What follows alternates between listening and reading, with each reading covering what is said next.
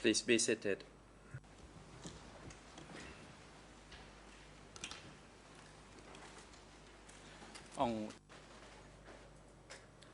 The court is now back in session.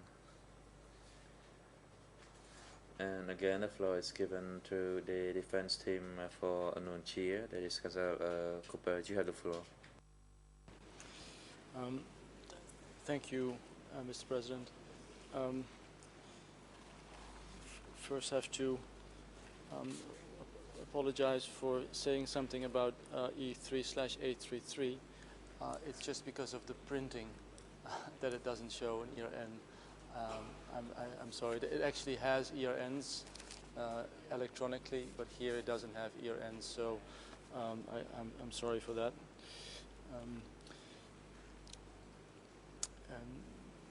Mr. Witness,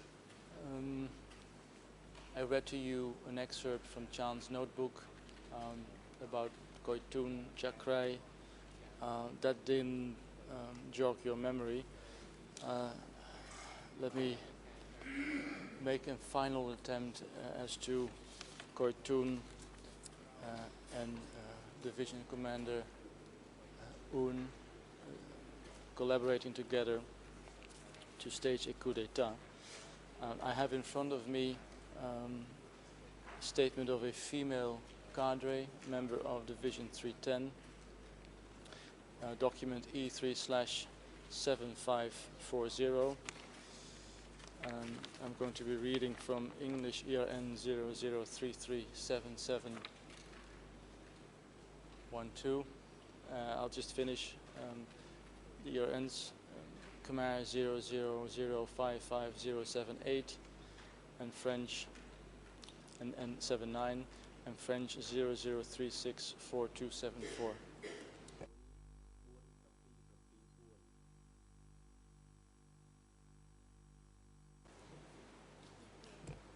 Monsieur le Président.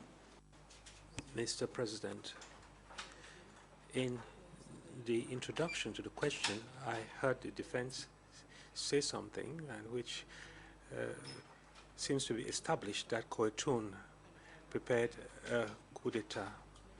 I do not think the defense has laid the foundation, apart from relying on the sources, that is confessions from S21. I think Counsel should start by laying the foundation for this question. Thank you.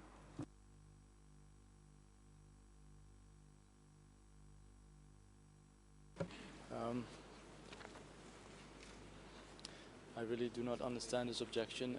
Mr. President, I will tell you why. We filed a motion recently asking for 6 additional witnesses, all Division 310 combatants who all speak about the coup d'etat plans of Koitun, Division Commander Un, etc. Counsel, nothing is established until the chamber has established it. Just watch the language. Well, I'm using the word established because that's what the prosecution is saying. I'm explaining, but I don't really understand why I have to keep explaining the evidence that we have. You can look angry, but that's it. So anyway, Mr. President, I have in front of me that DC Camp statement, and Mr. Witness, I will read that to you.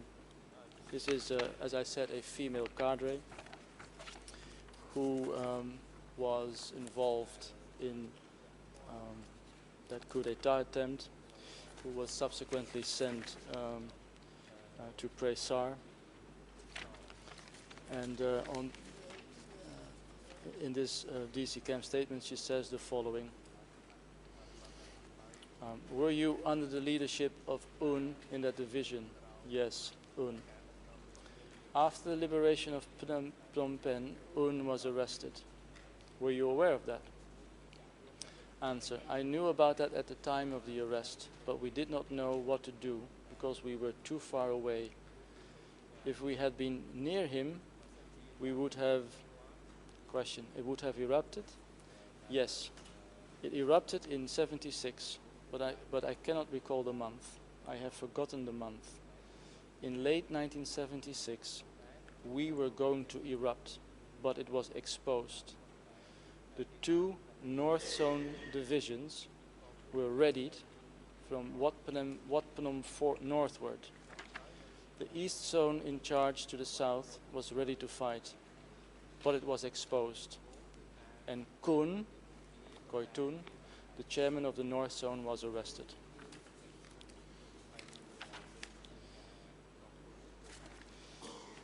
A little bit further in that same DC Cam statement, English era N 00337714, Khmer 0005579, and French 00364275. She says the following. On March 76, I presume she means March 77, they arrested me and took me to Presar, and they announced we had to realize that it was not only us in the cadre ranks in the city who were traitors, that even our parents in the rare battlefields were also traitors, because the north and east zones had all joined the Yun. They announced that at Presar. That's how I knew. End of quote. Mr. Witness, this is a Division 310 female cadre who speaks about plans to attack Phnom Penh, plans of Koitun and Division Commander Un. Does this somehow jog your memory now?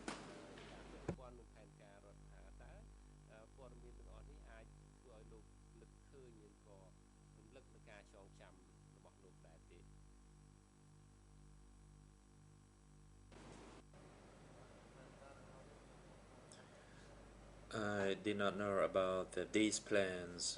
It was the matter of the upper level, and I was not authorized to know about these.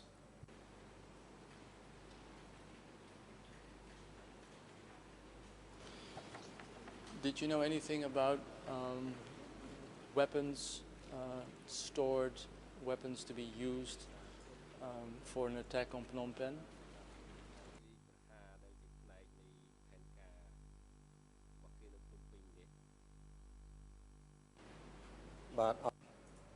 I did not know about that. Did you know anything about secret meetings in houses near Wat Phnom?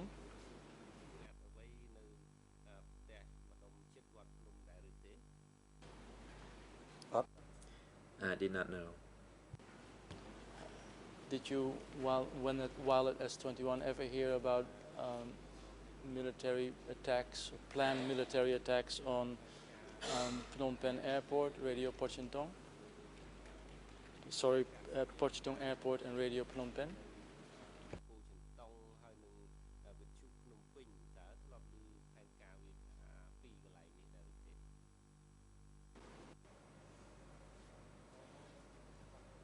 I was not sure about this matter. In some confessions, there was mentioning of the attack on at the airport at Pochentong, at the propaganda office or communication office, in order to cut off the mode of communication. But I did not know anything about the plan of coup d'etat.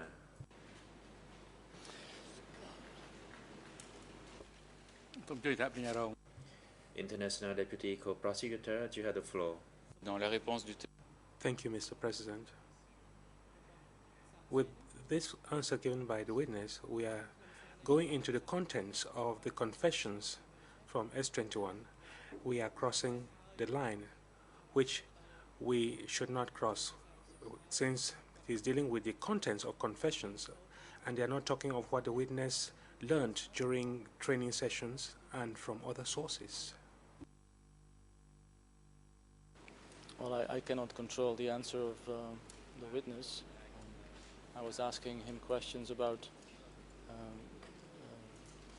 evidence coming from statements taken by DC Cam, evidence coming from this courtroom.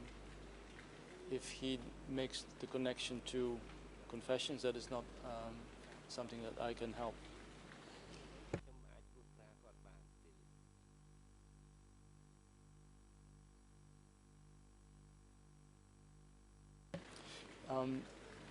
If I may move on, Mr. President, let me ask you a simple question. Mr. Witness, when you started interviewing John, did you know who Koi Tun was?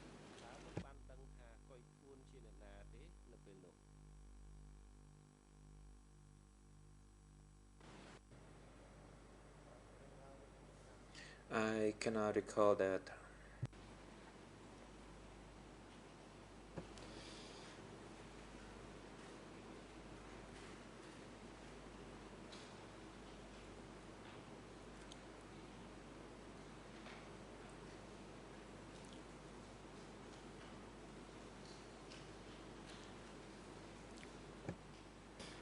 What is it that you can't recall? Can you not recall the name, or what is it that you cannot recall?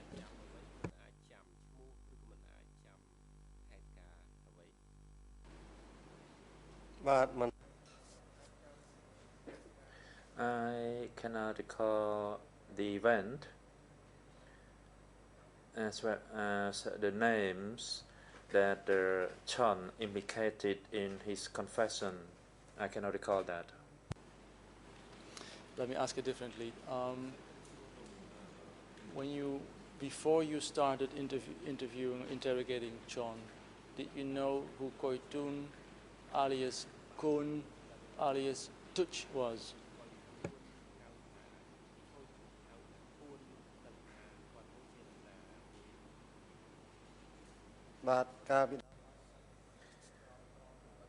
At the time, I did not know about that, and only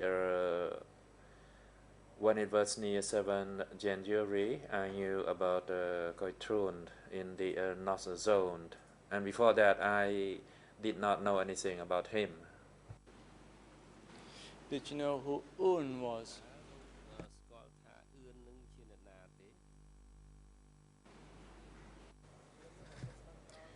I only heard of his name later on. That is years after his arrest. That he was a former Division 310 commander. So are you saying that at the time of your interrogation of John, you didn't know that Un had just been arrested?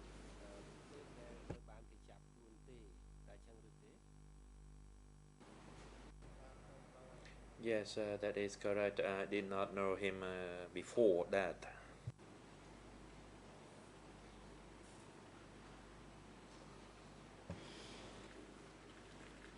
Is the confession of John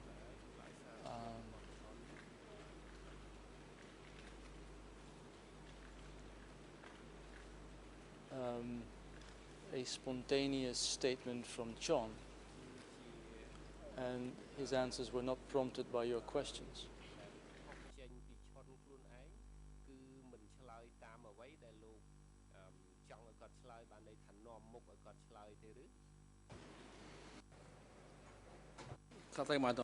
Witness, please hold on. And International Deputy Co-Prosecutor, you have the floor. Merci, Monsieur le Président. Thank you, Mr. President. This question is not appropriate. It is repetitive. A while ago, the defense established with the witness that he had to beat him up. Now he's talking of spontaneous confessions. I think there's a fundamental contradiction here. The counsel should rephrase the question and change the line of questioning or the topic. Counsel, you're dancing around the contents. That's because I cannot show him the confession, because that's where he talks about Koi Tun and Un. But at least I should be able to establish whether that confession was something John wrote himself, or whether it was prompted by actual questions from the interrogator, because that is for one of our central points of defense very important to understand. I don't think that these two questions are a problem. I just repeat, one of your questions was, did he write them down spontaneously? So can you answer? Do you remember if John, when you asked him, wrote down the answers spontaneously?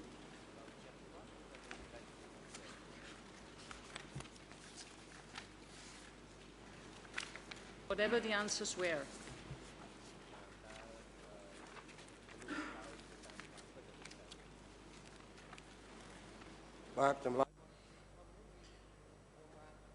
Regarding Kitchen's confession, I did following what he wrote by himself. So first he wrote his confession, and then I typed everything from his notes. I did not make any alteration to his statement, and that is his full confession. Judge Laverne, you have the floor. Parfois, j'ai l'impression, Sometimes I have the impression that we are not in the same proceedings as Counsel Kopé. It appears that this witness said a while ago that he had to cut a branch and to beat up the witness he was interrogating, and that he had used intimidation. This appears to be relatively contradictory compared to spontaneous declarations. I think the questions that are being put to the witness by Counsel Kopé are completely inappropriate. Let me withdraw the word spontaneous. I understand that is a word that can be misinterpreted. What I'm trying to establish is whether John spoke about coup d'etat attempts of Koitun or wrote it down out of himself or when answering a question. Because if it's the first variation, that is potentially corroborating the evidence which is not coming from confessions. Otherwise he couldn't be knowing something that 40 years later people would be testifying to in court.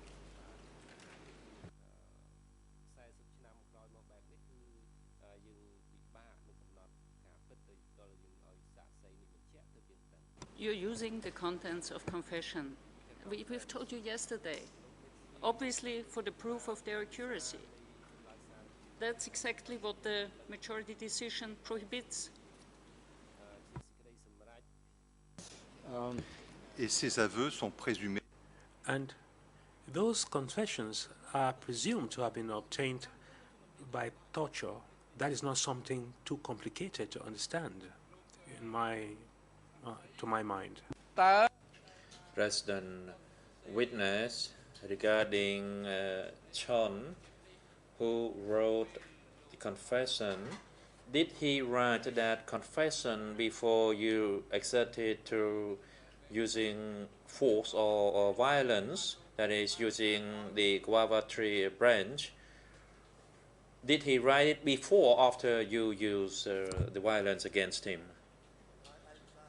Answer. He wrote his confession before that, but because it seems that he did not tell a complete story, that's why I beat him in order for him to make or to rewrite a full confession.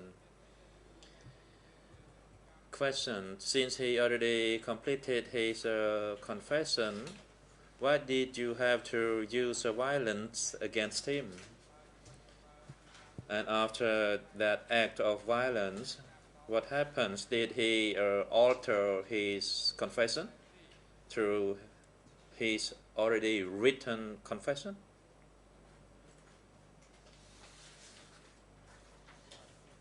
Answer.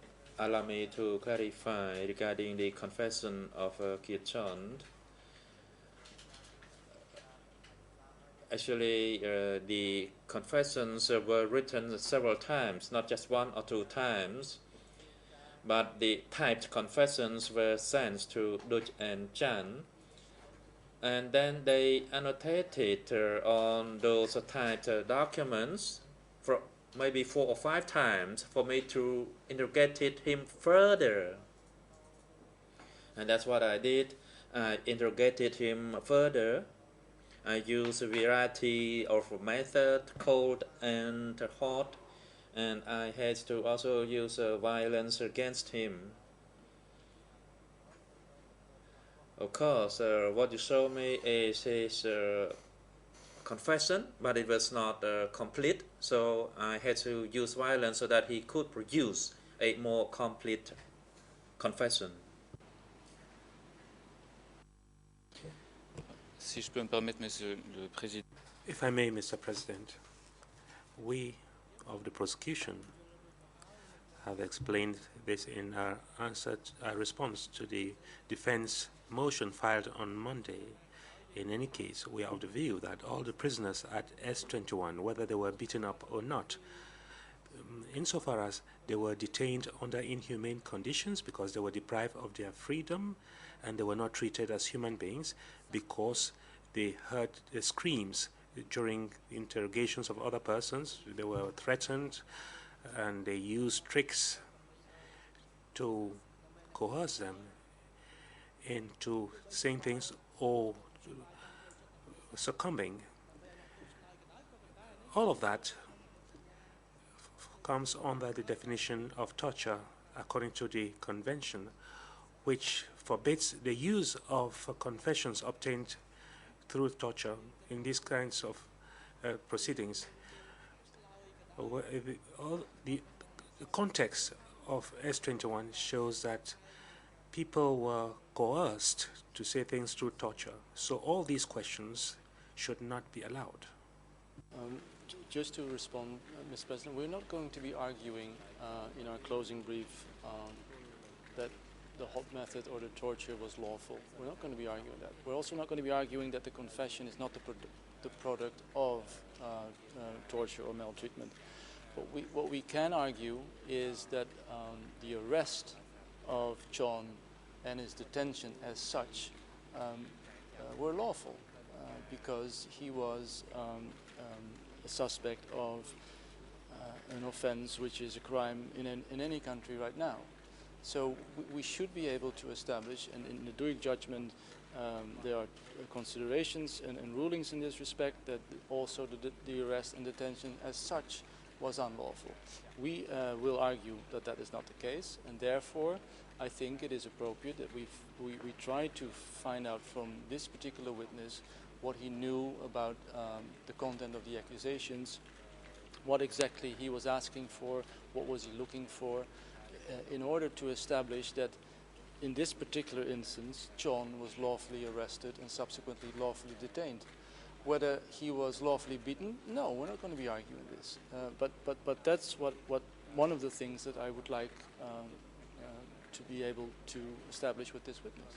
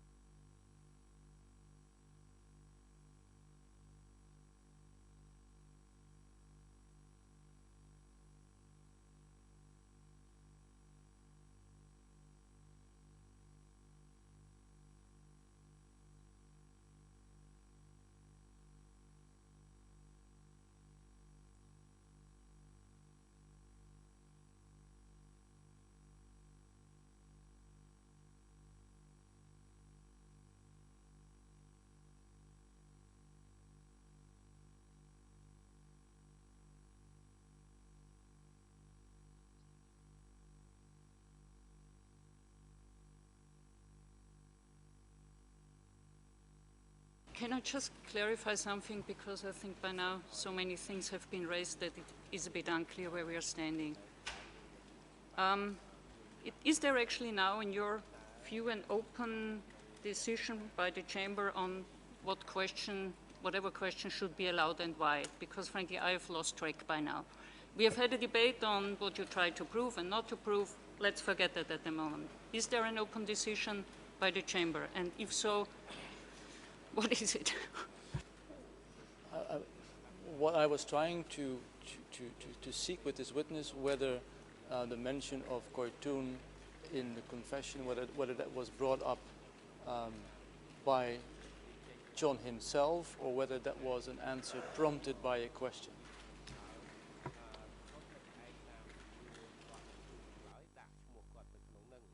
Mais quand vous dites système, Well, when you say if it's a decision by decision of John, and are you saying that it's a decision that was taken freely without torture? Is that what you're saying? These questions were prompted by the fact that he says he had no idea about coup d'etats, about Koytun, about Un, the moment he started interrogating John. And if that is correct, and John offered this information himself without him prompting it,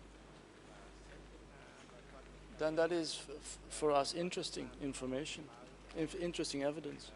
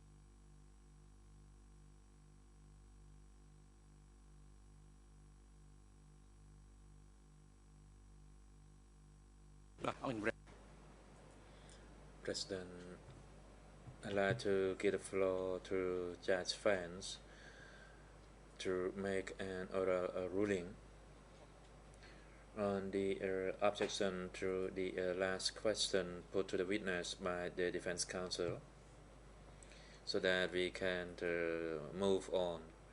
Judge Vance, you have the floor. Since the question directly references a fact from the confession, it comes under the it's forbidden, and I thereby reference the majority's decision on the use of confessions.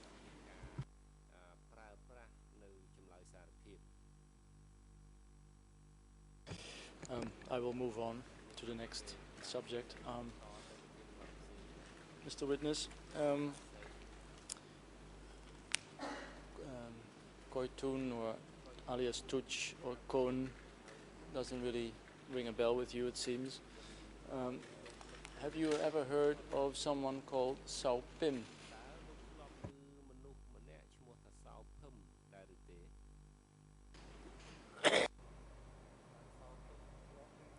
I heard of Sao Pum, and I even saw his photo when he actually shot himself to death in the East Zone.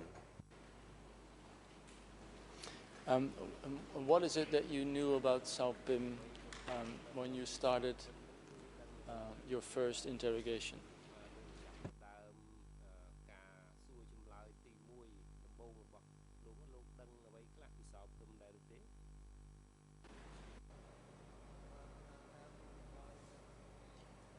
Through interrogations of other prisoners, we learned that Sao Pum was chief of the East Zone, and that later on Angka wanted to arrest him. He fled, but since he could not escape, he shot himself to death. And Dutch saw a photo of Sao Pum, who shot himself to death, to staff working at S21. I understand that Sao Pim shot himself and that he was accused of treason at one point. But my question is, what did you know about Sao Pim in February 1977?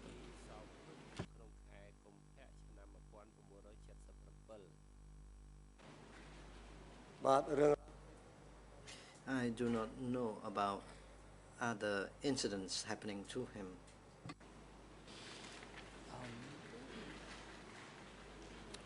What kind of acts did Sao Pim do? What did he do to commit treason? What were his treasonous activities? Did you know when you were interrogator at S21?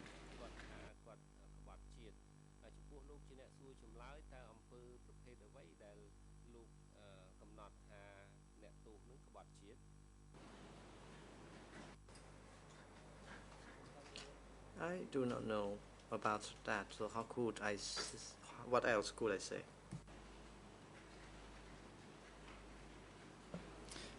Let me see if I can assist you, jogging your memory. Again, I go to the notebook of Chan, Mr. President, E3/833, English 001846114, Khmer 000779946. And again, I would like to show a page from Chan's notebook to the witness.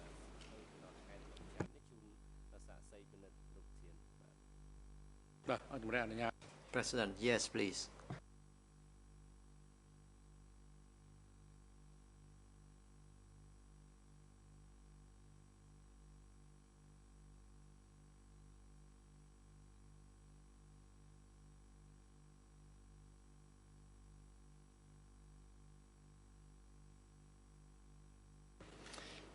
It says in the notebook, why do we look for concrete evidence? Question mark. And it says, meetings with A. Pim that have the footprints of the Yoon. End of quote. Does that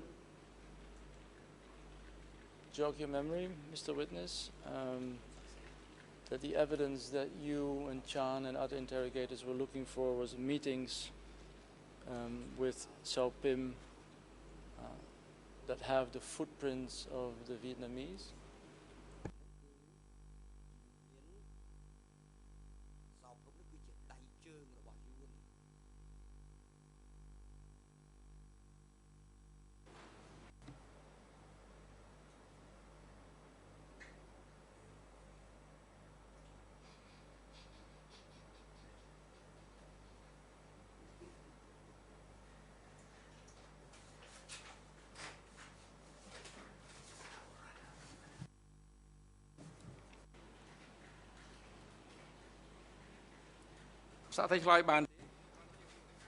President, can you answer the question? No, this is just the basis for the question. Can you answer that question? And can you recall what was going on in relation to that document? And please tell the court about what you knew at S21 while you were working. Is not about what you learned later on. បាទសំណួរនេះខ្ញុំ Witness. I do not know much about what happened to Sao Phum. I saw only the photograph depicting the death of Sao Phum after he shot himself through death. President. Thank you, Mr. Witness. If you do not know, you just say so. You do not know. The answer you do not know is complete and that answer complies with the obligation that you are required before the chamber. Let me go to another notebook, Mr. Witness, and let me read to you what the notebook of Pon and Tui say about Sao Phim. That is Khmer ERN 000774776. It's the same kind of print. The English ERN start with 00184483. The exact ERN I will give to you a bit later, Mr. President. In this notebook, Pon refers to the smashing of Sao Phim's network as equal to the victory of 17 April 1975. So in other words, it says literally the meaning of the great victory over APIM and its clique and the future direction of the work of the special branch. And then he goes on to say that 17 April and the victory over Sao Phim were seen the same as the same. Does that somehow jog your memory?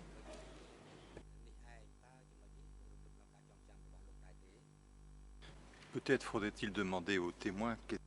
Maybe you should ask the witness what this special branch is. Are we referring here to the content of confessions obtained by the interrogators? I will withdraw the part on the special branch. It seems to be notes from a meeting, Mr. Witness, where the writer or the author of these notes refer to the great victory over Sao Phim, having the same value as the 17 April victory. Does that jog your memory? Was the defeat of Sao Phim seen in such category?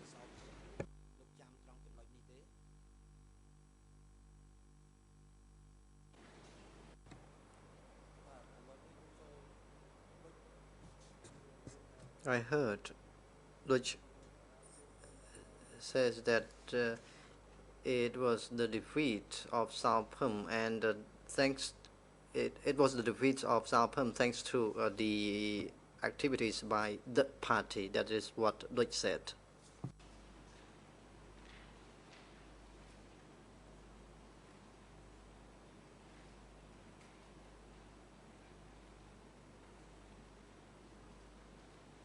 Have you ever heard of the Workers' Party of Cambodia?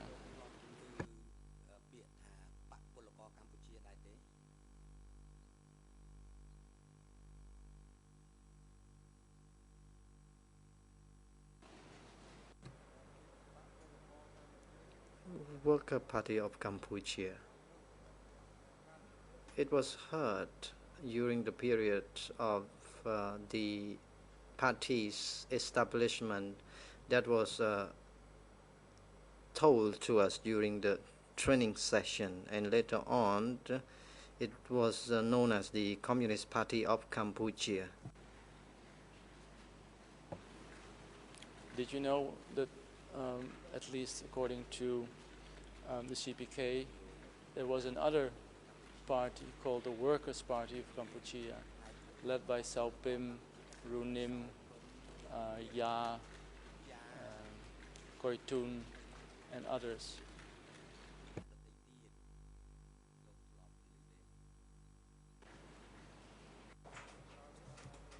I have never heard of that.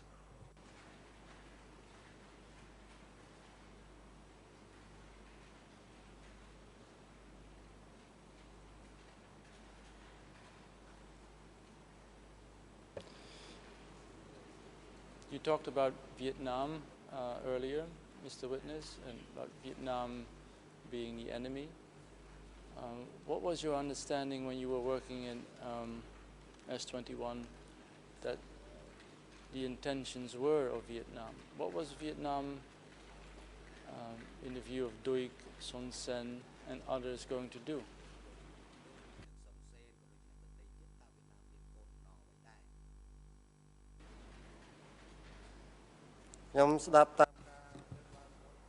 I heard the statement of Duc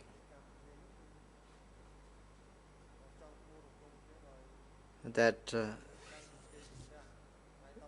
Vietnam and the Communist Party of Cambodia were competing each other about the victory of April 1975, and the Communist Party of Cambodia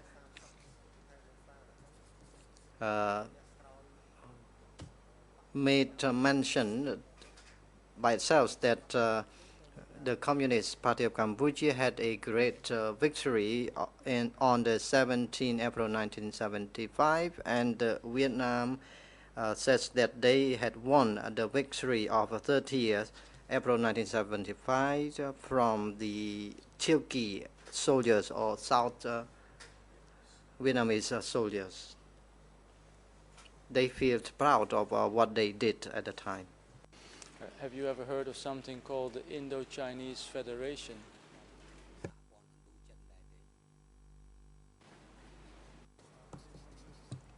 Answer: yes, but I do not know what the definition of that word.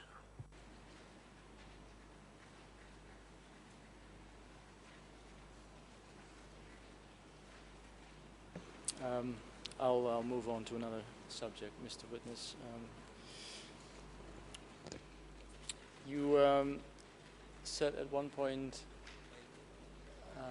during your testimony, I believe yesterday, that you believe that around 50 to 60% of persons detained at S21 were interrogated, 50 to 60%. Can you tell me how exactly did you come to that testimony?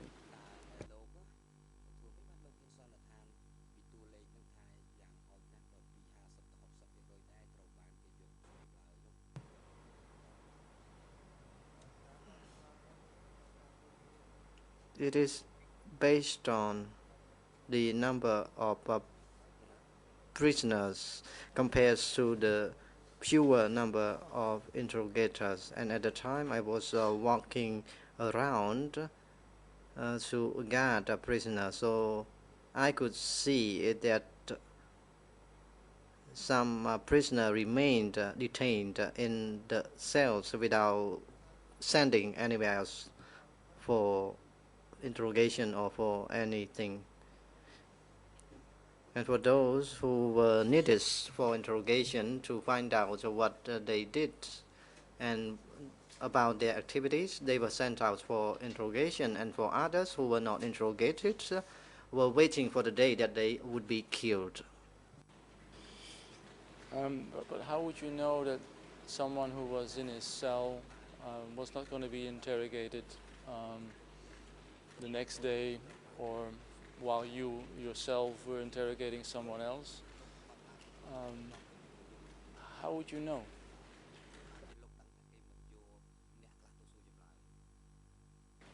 ហើយខ្ញុំឆ្លើយតាម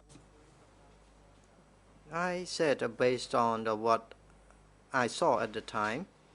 I walked back and forth, and I could see those people remained in the cells. Let me try it differently. Can you give me one example of one prisoner who was detained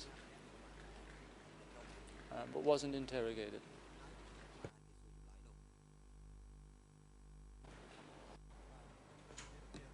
For instance,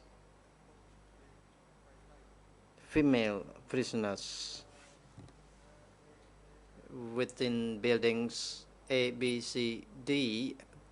There were no partitions in those buildings,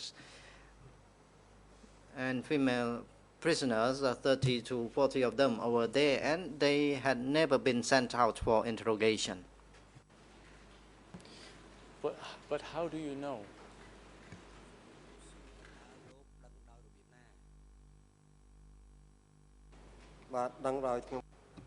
I witnessed that. But you were also busy interrogating others, maybe even almost every day. How did you know that those women were not interrogated?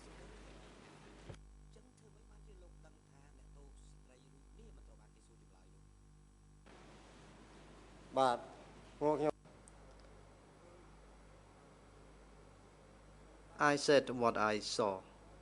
I walked to bring out the prisoners and bring them back to the cells, and I could see and witness those prisoners. So I said what I saw.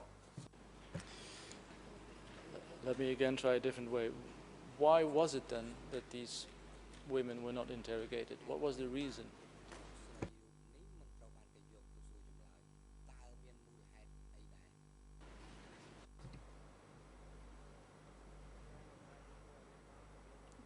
I cannot give my own description since I do not know, but all I know is that they were detained within those buildings. Perhaps those people were needed for some other occasions, but I cannot say so.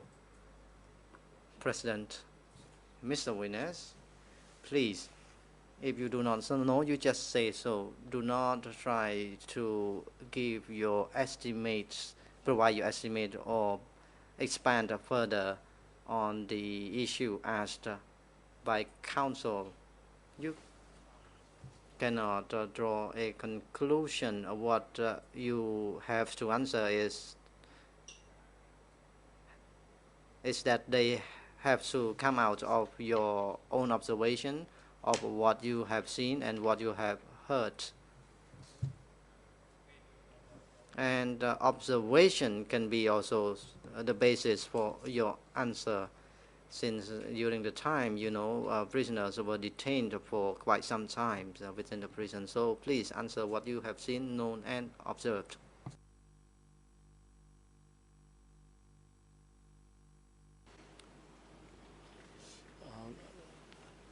Let me try it a final time, Mr. Witness. Taking as a starting point the judgment of this chamber in case 001, there were about 12,000 prisoners. If your percentage is correct, 6,000 persons were not interrogated. What is the source of your information? How would you come to that big of a number?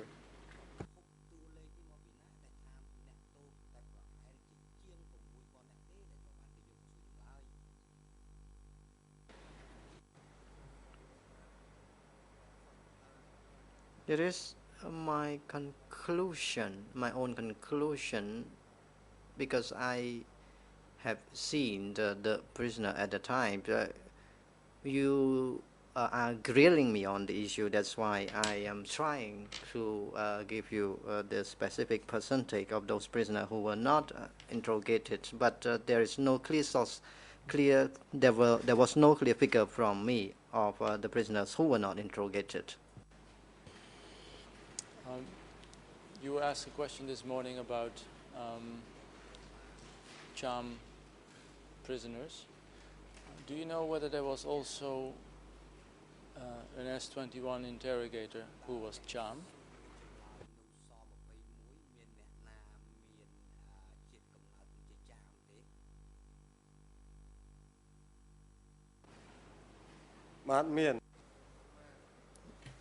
Yes, there was an individual by the name Man. And what do you remember about him?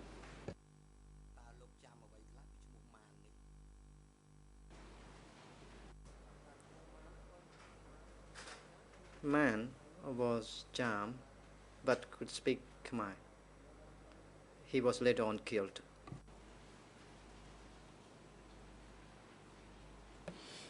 And was it a problem within S-21 that Man was a CHAM person?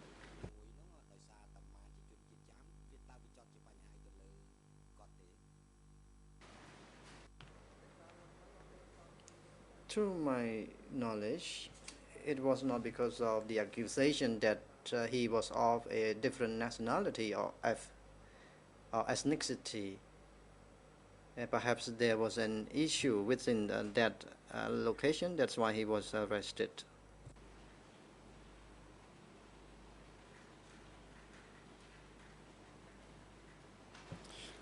Just to be 100% sure that we're talking about the same person, Mr. President, I have a photo of Man, and I would like to show the witness the photo and ask him whether that is indeed the same Man who we refer to. It's from Isa Osman's book, Ukuba E3/1822, English ERN 000-78508. It's only a photo, but I will give you the Khmer ERN shortly.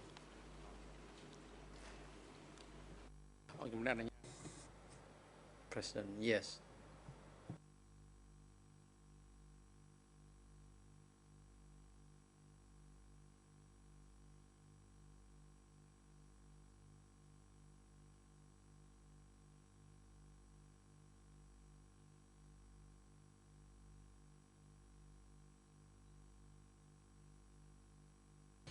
Is that him, Mr. Witness?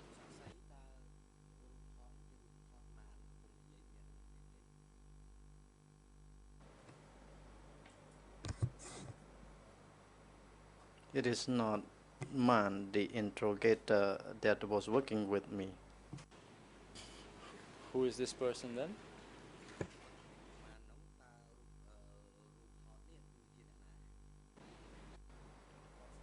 I do not know him.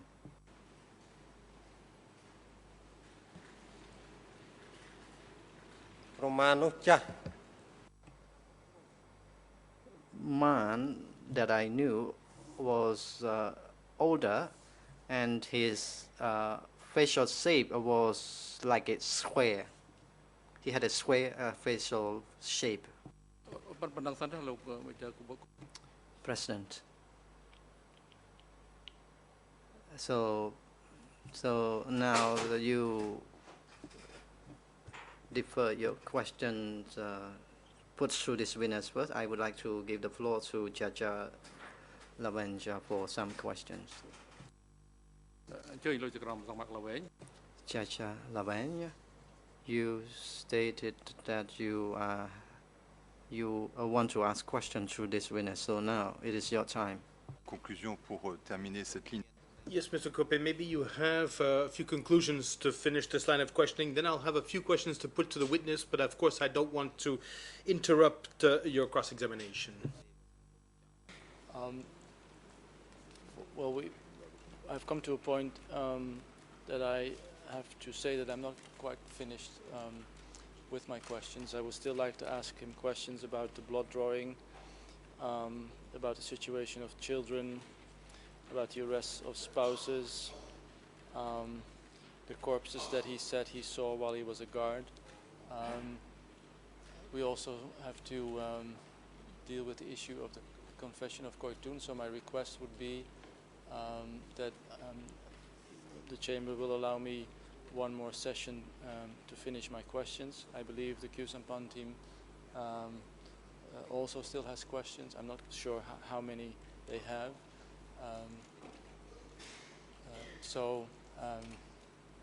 I was finished with the charm subject, and if you will allow me to continue with my other subjects on Monday morning, then I'd be happy with that.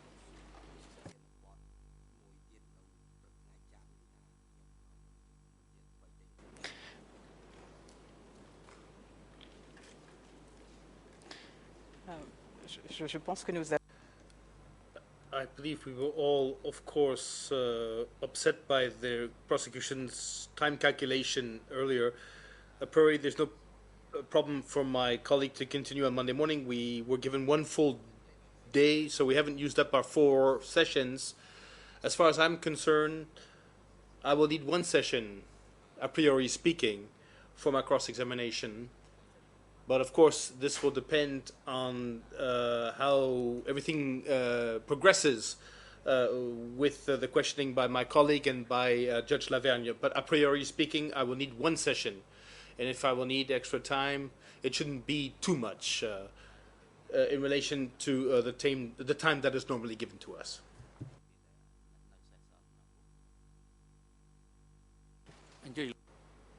Judge Lavergne, you can take the floor now. Thank you, Mr. President. As far as I'm concerned, I wanted to put a few questions to the witness regarding what he told us this morning concerning a so-named Ket Dara, who was a colonel, and he was tasked with burying his body. So, witness, do you remember what you said this morning regarding Colonel Ket Dara? And I'd like to ask you, do you remember if you were told that this colonel headed the Monasio movement, a movement by the name of Monasio, a national movement?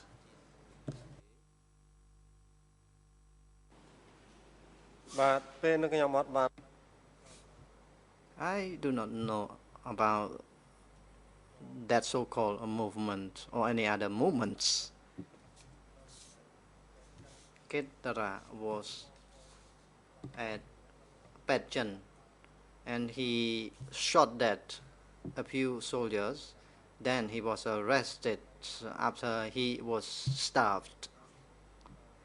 He later on was sent to the first instance court at Khmer Ketara together with the family members, and his colleagues were transported on the vehicle to Takmau. I do not know what he was engaged in at the time, but all I know is that he held the rank of a colonel.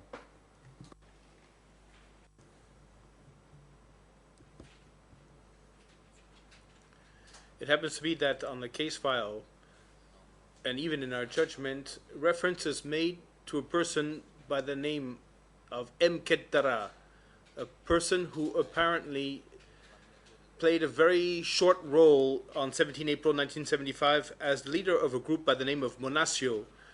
And an article also of Jean-Jacques Cassio speaks about Ketara, who was an AFP correspondent.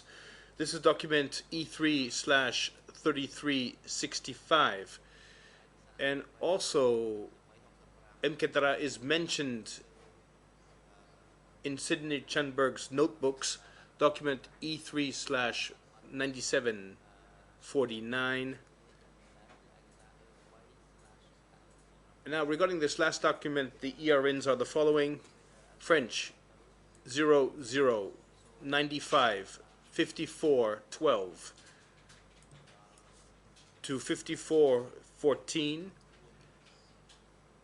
and in Chenberg's notebooks and in Caso's article, it is said, or it is stated, that M. Ketara was married, that he had a French wife, that he had 2 children, and that he had summoned journalists before the Ministry of Information on 17 April 1975, where he was seen with a revolver shouting orders. So it's possible that we have a photograph of M. Ketara. So I'd like to show this photograph to the witness so that he may possibly recognize the person on the photograph. Mr. President, if you please allow me, I would like to present this photograph to the witness as well as to the parties. President, court officers, please process that. Pre-process that as requested by Judge Lavenia.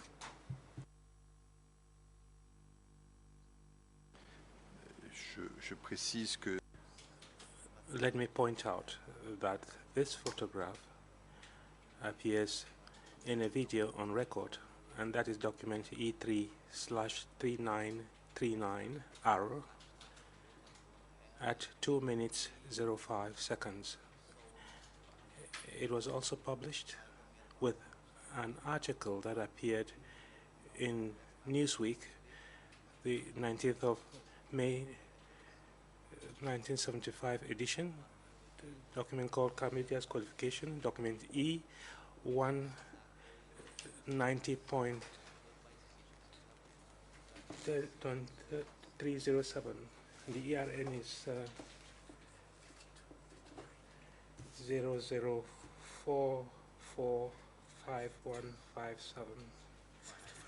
It is perhaps difficult to identify that person because you probably saw only his body, but does this photograph of that person, and may I point out that it appears to be a person holding a revolver in hand and screaming. Does this photograph jog your memory? Have you seen this photograph before, or does it ring a bell?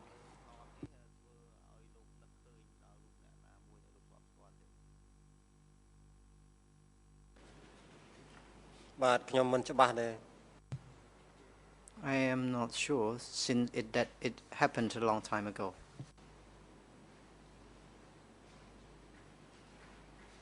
Bien, je vous remercie, Monsieur le témoin. Very well. Thank you, Mr. Witness. I have no further questions for the witness.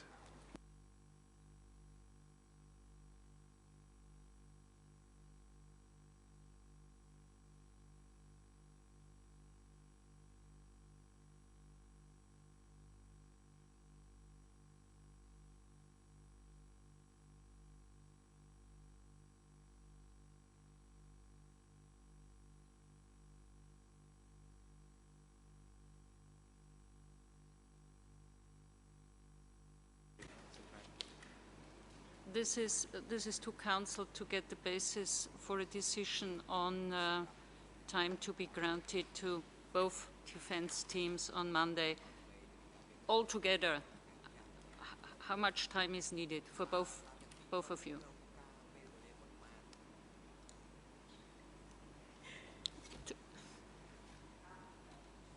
Je ne suis pas très bonne en calcul, mais... I'm not very good in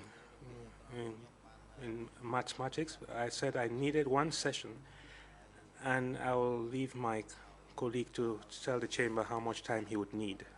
I hope to be able to finish it also in one session. So 1 and 1 makes 2? Yeah. Okay, decision on Monday.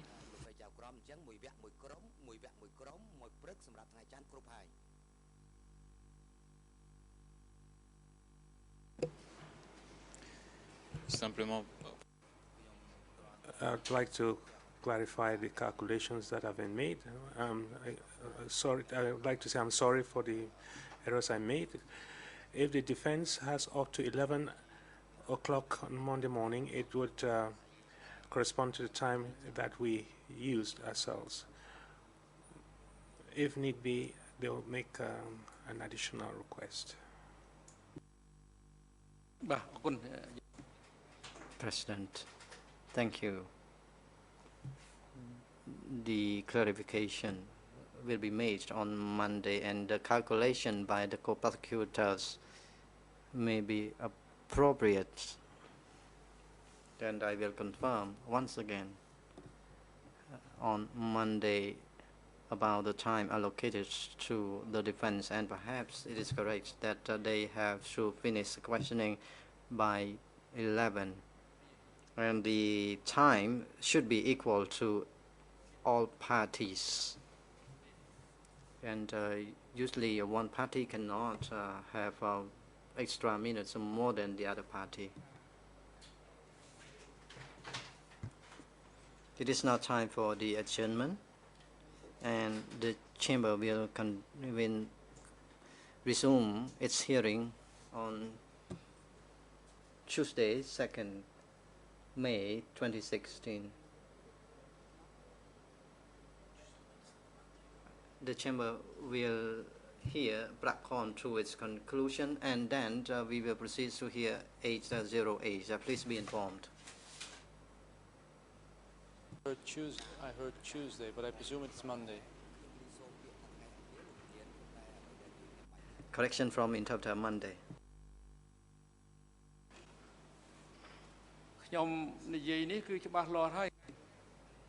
President, it is clear. I said Monday. I wrote from my script, from my documents.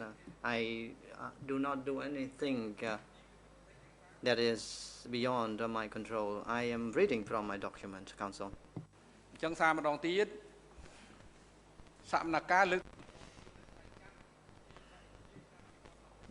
chamber will resume its hearing on Monday, 2nd May 2016 at 9 a.m.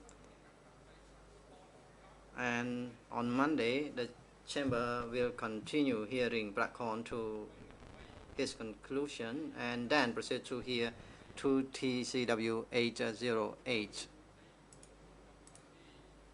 Thank you, Mr. Winners. The hearing of your testimony has not come to an end yet. You are therefore invited to come here once again to testify on Monday, 2nd May 2016 at 9 a.m. Thank you, Mr. Momratir, the Duty Counsel. You are also invited to accompany and assist the witness on Monday next week as well. Security personnel are instructed to bring the two accused, Nuon Chien Kiew Sompon, back to the detention facilities of the ACCC and have them returned into the courtroom on Monday, 2nd May 2016 before 9 a.m. The court is now adjourned.